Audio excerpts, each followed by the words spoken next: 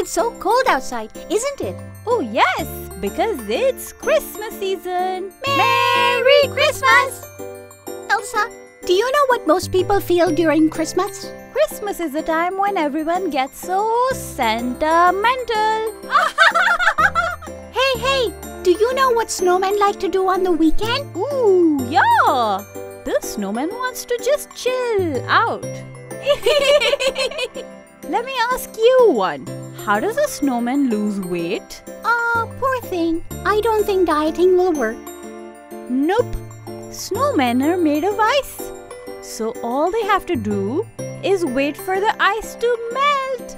Ooh! Ice melt moment! Dum dum dum dum! What do you think about Christmas? Honestly speaking, some people might feel stressed, but during Christmas, I feel stressed backwards, which spells desserts. Yum! Oh yes, that is so cool. Yep! I love spelling things backwards. Like Anna is spelled backwards and forwards.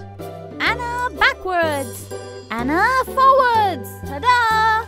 Okay friends, we must be off now. Stay tuned to Toffee TV for more Christmas jokes from Elsa and Anna. Bye-bye!